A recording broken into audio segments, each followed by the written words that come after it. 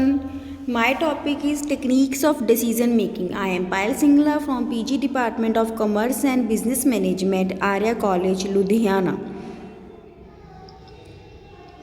Decision making is the process of selecting the best suitable alternative from several alternatives available in the course of action. हमने क्या करना है, decision making एक process है जिसमें हमने सिलेक्ट करना होता है बेस्ट अल्टरनेटिव।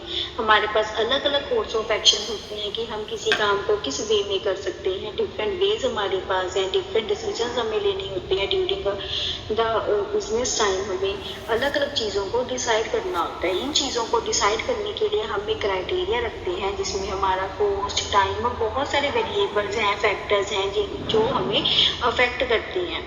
इन सभी चीज़ों को ध्यान में रख के हमें अपना बेस्ट अल्टरनेटिव सेलेक्ट करना है। एक रैशनल थिंकिंग को अपने माइंड में रखना है जिससे हमें हमारे ऑर्गेनाइजेशन के मेन गोल को अचीव करना होता है। अलग अलग राइटर्स ने हमें अलग अलग तरह की डेफिनेशंस प्रोवाइड की है। मैंने अपनी इस पीपीटी में 2 राइटर्स को लिया है। According to George Terry, decision making is the selection based on some criteria from 2 और more possible alternatives. George Terry ने क्या कहा था कि हमारे पास 2 या 2 से ज़्यादा अल्टरनेटिव्स अवेलेबल होते हैं, हमें उसमें से बेस्ट अल्टरनेटिव को सिलेक्ट करना है। As Saint Kunz and O'Donnell के according, decision making is the actual selection from among alternative of a course of action. हमारे पास अलग अलग कोर्स ऑफ एक्शंस हैं जिसमें से हमने एक्चुअल सिलेक्शन करनी होती है कि किस कोर्स ऑफ एक्शन को हम फॉलो करेंगे और किसके ऊपर हम वर्क करेंगे। Topic is elements of decision making. Elements लिख लो, फीचर्स लिख लो, आप इसको कैरेक्टरिस्टिक्स भी लिख सकते हो, या डिसीजन मेकिंग में क्या क्या चीज़ें इन्वॉल्व होती हैं या कैसा डिसीजन मेकिंग का प्रोसेस होता है। इसमें पहली चीज़ है process of selecting best alternative. During the process of decision making हम अपने लिए एक बेस्ट अल्टरनेटिव को सिलेक्ट करते हैं। अलग अलग अल्टरनेटिव्स को हम इवेल्युएट करके उसमें से हमारा बेस्ट अल्टरनेटिव कौन सा होगा, क्या चीज़ें हमने कंसिडर करनी है, कैसे कंसिडर करनी है, उन चीज़ों को हम ध्यान में रखते हैं। बेस्ड ऑन रैशनल थिंकिंग, हम एज अ रैशनल पर्सन काम करते हैं। हमें अपने लिए बेस्ट चाहिए विद अवेलेबल रिसोर्सेज। हमारे पास जोन से भी लिमिटेड रिसोर्सेज हैं, हमें उनमें से बेस्ट बेनिफिट अपने लिए अचीव करना होता है और हमारे गोल्स को अचीव करना होता है। तो हम रैशनल थिंकिंग के ऊपर बेस करके ही अपना डिसीजन लेते हैं। Aimed at achieving organisational goals. जो डिसीजन मेकिंग का प्रोसेस है उसमें हमने डिसीजंस किस चीज़ के लेने हैं कि हम ऑर्गेनाइजेशन को कैसे वर्क करें, ऑर्गेनाइजेशन का फ्यूचर कैसा होगा। तो उन चीज़ों के लिए हमारा एक गोल फिक्स है कि हमने ऑर्गेनाइजेशन को किस लेवल पे पहुंचाना है। तो उन्हीं गोल्स के ऊपर एम रख के हम हमारे डिसीजंस को डिसाइड करते हैं। डिसीजंस हमेशा किसी ना किसी प्रॉब्लम से लिंक्ड होते हैं। हमें कोई प्रॉब्लम अराइज हुई है जिसके हम अलग अलग अल्टरनेटिव सेलेक्ट करेंगे और डिसीजंस लेंगे। Involves commitment. इसमें क्या होता है कि जब आप एक बेस्ट अल्टरनेटिव चूज कर चुके हो तो आपके पास कोई भी बैक स्टेप नहीं होता। आपने जब अल्टरनेटिव चूज कर ही लिया है तो आपको कमिटमेंट शो करनी है कि हमने कैसे इस डिसीजन को वर्कआउट करना है, कैसे उसको प्रॉपरली फुलफिल करना है। डिसीजन जब मेकिंग का जो प्रोसेस है उसमें हम अलग अलग अल्टरनेटिव्स को स्टडी कर रहे हैं, एक डिसीजन को सिलेक्ट कर रहे हैं। तो जो हमने डिसीजन लिया है वो हमारा एंड रिजल्ट है। उसके बाद हम बस उस डिसीजन को इम्प्लीमेंट करेंगे और रिजल्ट्स देखेंगे। कोर ऑफ प्लानिंग, हमने काम क्या करना है, कैसे करना है, तो उसका मेन पर्पस हमारा डिसीजन ही है। जब डिसीजन लिया होगा तभी हम प्लानिंग कर पाएंगे। प्लानिंग करने में भी बहुत से डिसीजंस लेने हैं, तो प्लानिंग के प्रोसेस में भी हर एक स्टेप पे अलग अलग टाइम पे हमें डिसीजंस लेने होते हैं। मैंने मेन 2 टॉपिक्स को कवर अप किया है, that is types of decisions and techniques of this types of decisions. हमारे पास 3 तरह के डिसीजंस की मेन कैटेगरीज हैं, programmed and non programmed decisions, strategic and tactical decisions, individual and group decisions. First type हमारे पास available है programmed decisions. जो programmed decisions होते हैं ये रूटीन नेचर के डिसीजंस होते हैं। इनमें क्या हमें रूल्स प्रोसीजर्स को फॉलो करना है वो डिस्क्राइब किया होता है। लाइक हमें कैसे वर्कर्स की सैलरी कैलकुलेट करनी है, कैसे हम मटेरियल का ऑर्डर प्लेस करते हैं। तो ये रूटीन नेचर की डिसीजंस हैं, इनके लिए पता है कि हमें ये प्रोसीजर को फॉलो करना है। इसमें जो भी हम डिसीजंस लेते हैं वो लॉन्गर पीरियड के लिए कंसिस्टेंट रहते हैं। सेम टाइप से ही हम डिसीजन लेते हैं सेम हमारा प्रोसीजर होता है। Non program decisions non repetitive nature के होते हैं, यूनिक प्रॉब्लम्स होती हैं इसमें जो कभी कभी अराइज होती हैं, वंस इन अ टाइम वो हमारे पास अराइज होती हैं। ऐसा नहीं है कि वो हर बार सेम प्रॉब्लम्स हमें रिपीट हो। हर बार जो भी हम डिसीजन लेते हैं वो डिफरेंट होता है, डिपेंड ऑन द सिचुएशन होता है। इसमें हमें टॉप मैनेजमेंट की या हायर अथॉरिटीज़ की, एक्सपर्ट्स की जजमेंट ज़रूरी होती है। कम्प्लेक्स प्रॉब्लम्स को हम इसमें सॉल्व करते हैं। थर्ड है हमारे पास स्ट्रेटेजिक डिसीजंस। जो स्ट्रेटेजिक डिसीजंस हैं ये basically non program type of decisions ही होते हैं, क्योंकि इसमें टॉप मैनेजमेंट इन्वॉल्व होती है, वही इन डिसीजंस को लेती है। इसमें उन्होंने स्ट्रेटेजीज बनानी होती हैं regarding the growth, development and profitability of the business. ज़्यादा जजमेंट और स्किल्स इसमें हमें इन्वॉल्व करने होते हैं, रिक्वायरमेंट होती है। मोस्टली पॉलिसी मैटर्स हम इसमें डिसाइड करते हैं। कैटेगरी है हमारे पास टैक्टिकल डिसीजंस। टैक्टिकल डिसीजंस हमारे लोअर लेवल ऑफ मैनेजमेंट ही ले लेती है। ये रूटीन और रेपिटेटिव प्रॉब्लम्स के डिसीजंस होते हैं। इसमें सेम प्री डिटरमाइंड रूल्स और प्रोसीजर्स होते हैं, जस्ट लाइक हमारे प्रोग्राम्ड डिसीजंस। ये टैक्टिकल डिसीजंस लोअर लेवल के मैनेजमेंट पे ही हमारे डिसाइड हो जाते हैं। इंडिविजुअल डिसीजंस नाम से मेंशन हो रहा है, जैसे इंडिविजुअल है, एक पर्सन वो डिसीजन ले रहा है, तो यूजुअली जो स्मॉल कंसर्न्स होती हैं वहाँ पे इस तरह के डिसीजन लिए जाते हैं। वहाँ पे इंडिविजुअल ओनर होता है, वो ये डिसीजन लेता है।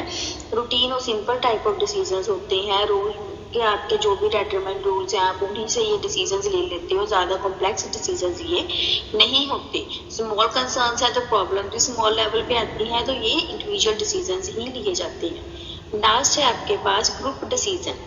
Group decision means by name mention है, इंडिविजुअल में एक पर्सन था, इसमें एक से ज़्यादा होंगे तो मिनिमम 2 मेंबर्स इसमें होते हैं। 2 से ज़्यादा पर्सन इसको डिसीजन को डिसाइड करते हैं। स्ट्रेटेजिक एंड इम्पॉर्टेंट डिसीजन इसमें लिए जाते हैं। As compared to individual decision इसमें हम थोड़ी सी कम्प्लेक्स प्रॉब्लम्स को सॉल्व आउट करते हैं।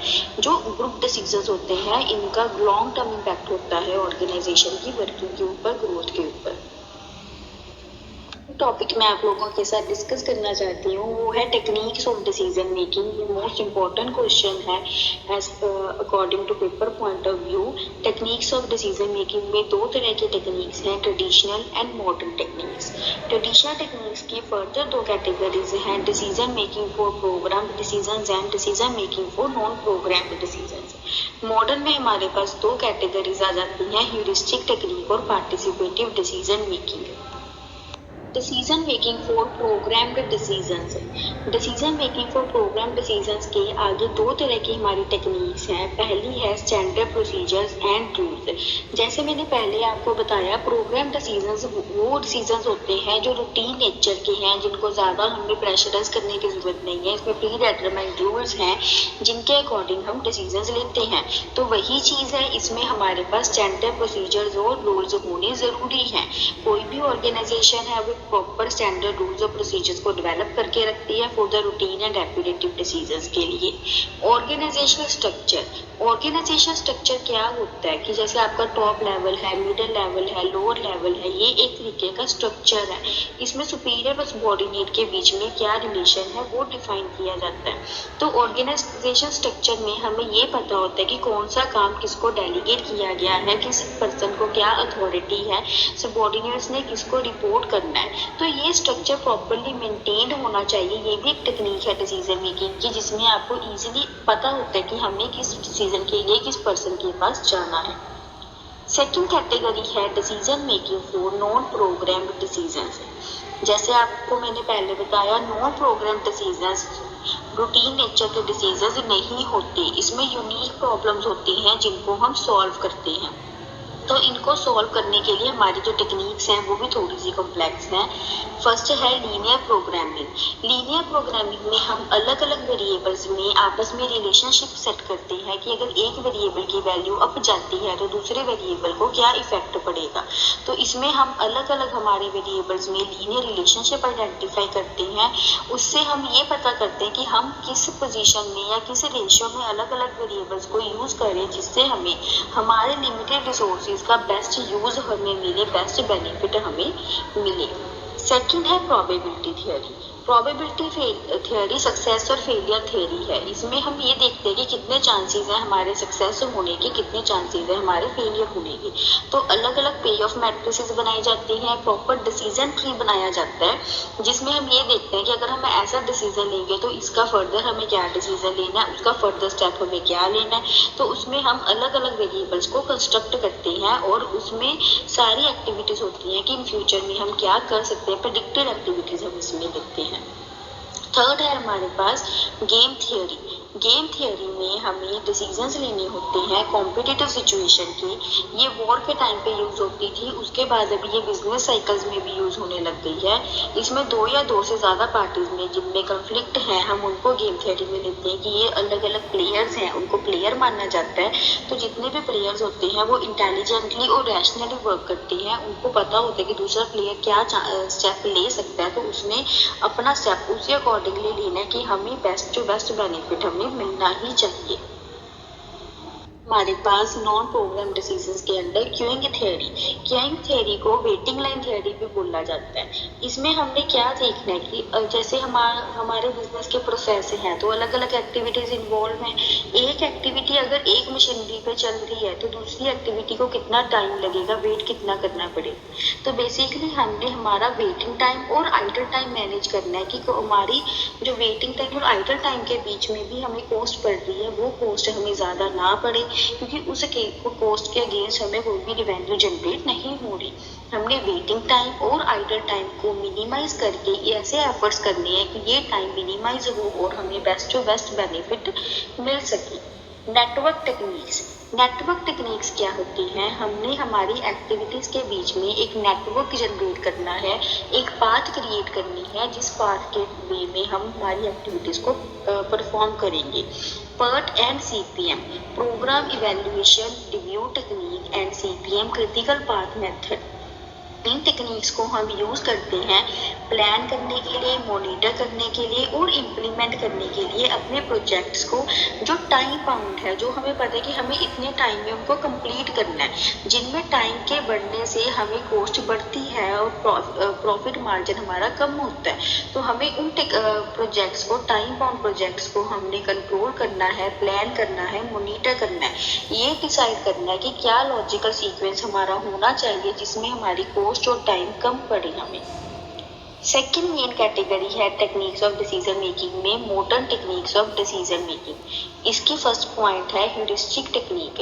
ह्यूरिस्टिक टेक्निक में हम क्या करते हैं, हमारी जो प्रॉब्लम्स होती हैं, जब बहुत ज़्यादा बड़ी बड़ी प्रॉब्लम होती है, हमें नहीं समझ में आ रहा है कि हम इसको कैसे सॉल्व करें, तब हम ह्यूरिस्टिक टेक्निक्स को अप्लाई करते हैं। इसमें हम हमारी प्रॉब्लम को अलग अलग छोटे छोटे पार्ट्स में डिवाइड कर देते हैं, हमारी प्रॉब्लम्स को स्प्लिट कर देंगे स्मॉल कंपोनेंट्स में। फिर उन छोटे छोटे जो पार्ट्स हैं, हमारे स्मॉल कंपोनेंट्स हैं, हम उनको प्रॉपरली एनालाइज करेंगे, सॉल्व करेंगे। जैसे हमारे स्मॉल कंपोनेंट्स एनालाइज होकर इंडिविजुअली सॉल्व हो जाएंगे तो हमारी जो मेजर प्रॉब्लम थी वो ऑटोमेटिकली ही सॉल्व हो जाएगी। इसमें हमारा टाइम यूज होता है उनको डिवाइड करने में, लेकिन प्रॉब्लम हमारी इजीली सॉल्व हो जाती है, जिसको हम ओवरऑल इकट्ठे सॉल्व नहीं कर पा रहे थे। सेकेंड और लास्ट कैटेगरी है हमारी participative decision making. Participative decision making बहुत ही इम्पोर्टेंट टेक्निक है। इसमें हम डेमोक्रेटिक स्टाइल ऑफ लीडरशिप को अप्लाई करते हैं। हम हमारे वर्कर्स को एनकरेज करते हैं कि आप भी डिसीजन मेकिंग में पार्टिसिपेट करो, अपने सजेशंस लेके आओ। इसके दो बेनिफिट्स हो जाते हैं। पहली चीज़ तो हमारे जो एम्प्लॉयज़ हैं वो एनकरेज फील करते हैं, वो मोटिवेट होते हैं। सेकेंड थिंग, जब हम इंडिविजुअली डिसीजन ले रहे हैं तो हम 2 या 3 लोग मिलकर एक टीम में डिसीजन ले रहे हैं, लेकिन पार्टिसिपेटिव में हमारे एम्प्लॉयज़ की जो सजेशंस हैं वो भी बेनिफिट हमें देती हैं, हमें और अलग अलग अल्टरनेटिव्स अवेलेबल हो जाते हैं जिसमें से हम डिसीजन ले सकते हैं। That's it guys. वो डिसीजन मेकिंग का कंसेप्ट अभी क्लियर हो गया होगा। डिसीजन मेकिंग क्या है, इसमें क्या क्या चीज़ें इन्वॉल्व होती हैं, कैसे डिसीजन हमने लेने होते हैं, कौन सी टेक्निक्स को हम यूज़ कर सकते हैं। तो बेसिकली डिसीजंस डिपेंड करते हैं कि आपकी सिचुएशन कैसी है। जैसी सिचुएशन है उसमें आपने ये पता करना है कि हमें किस तरह का डिसीजन लेना है, ये प्रोग्राम्ड है, अनप्रोग्राम्ड है, स्ट्रेटेजिक है या टैक्टिकल डिसीजन है। उसके अकॉर्डिंग ही हम हमारी टेक्निक डिसाइड करते हैं और उस टेक्निक के अकॉर्डिंग हम हमारा डिसीजन लेते हैं। Thank you everyone.